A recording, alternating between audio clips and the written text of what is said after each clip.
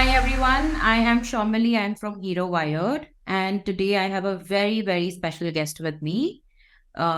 She is Prerona Banerjee AKA Jenny. She's a learner in our gaming and esports program and is one of the very few female learners who are sort of spearheading their way into gaming and esports. So, Jenny, how did gaming and esports happen for you? I used to play casual games like very early days of my life. Like we started off with GTA and small Snake.io games on in the PC, even 8 Ball Pool when it used to be only online on PC.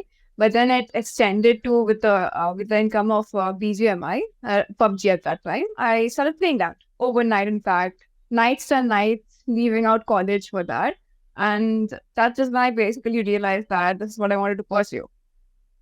That's wonderful. Did you inspire a few on the way? Yeah, I have actually converted a lot of my female friends into full-time gamers as well. I used to say, no, this girl's hostel, right? And I used to always tell those girls to come join me, see how it's played. Get the stigma out that the gaming is only for guys. That's wonderful. So tell me something. In the gaming and esports space, there are a lot of games. Is there one particular game that is your favorite? I would 100% give my credit to PUBG for bringing the esports scene. So that would be my favorite from the esports perspective. But again, I played a lot of Call of Duty, and that is where my professional side started. I used to be a caster, I used to be a manager, and the paid part started from there. And it's both of these games. So, if you had to be one character from a gaming world, who or what would be that character and why?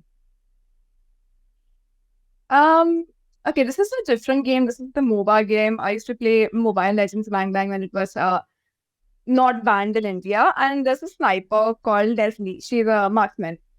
And I'm obsessed with her because I, in real life, like shooting as well. And her character in the game shoots long range as well. And it's Leslie.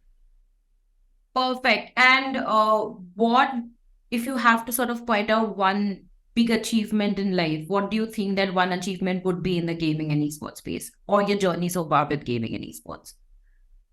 Um, that would be in two perspectives. One, introducing esports in offline. Like recently hosted one offline LAN tournament in my college. My college finally agreed to do a LAN event, and it was a big success. So that bringing my online persona to offline. And secondly, I started earning by myself as an esports journalist the first time. That is where my first couple of pounds came in.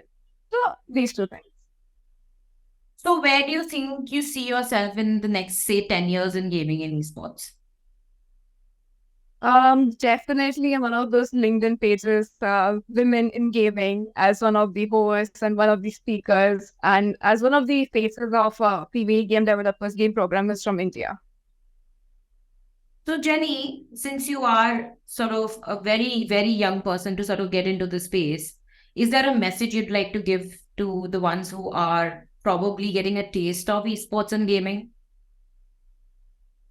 Um, yeah, I could say that start young or start wherever you are. It doesn't matter if you're 10 years old. Because like if you go to the Valorant world, there are 12 years old who are slashing the community, right? So in fact, the younger you are, the better your reflexes are. But that does not stop you from getting better if you're even in fact 40-year-old. There are 40-year-olds, 50-year-olds getting into content creation, say for example Ninja, for example not Mod 6. They're amazing people and they're amazing gamers, and their age does not count. So wherever you are, start if you're interested and you'll get your way. Perfect. And so you've had a fair enough stint with Hero Wired now. How did you stumble upon Hero Wired and how has your journey been so far? I think I came across Hero Wired and from one of the targeted ads, and I gave them a call, or I registered and they gave me a call, from where I got to know about the partnership with Nordvin. And Nordvin is basically one of the biggest advertisers of gaming in the Southeast Asian community, right? So I was intrigued by it. But then I was not into esports. Nordvin is for esports. They also offered, like Hero Wired also offers the game program, a game development option. So I wanted to go into that portion of it, and they had the option plus with the internship, with the placements. So they opened the way which otherwise would have been a lot of struggle or a lot of dilemma. Perfect. So, Jenny, as a 15-year-old, if I have to convince my parents to put me in, say, a gaming or esports program so that I could pursue gaming and esports professionally, how would one do that? What is that trick that you or the tip that you'd want to extend to the, say, a 14-year-old or a 15-year-old who's just stepping in?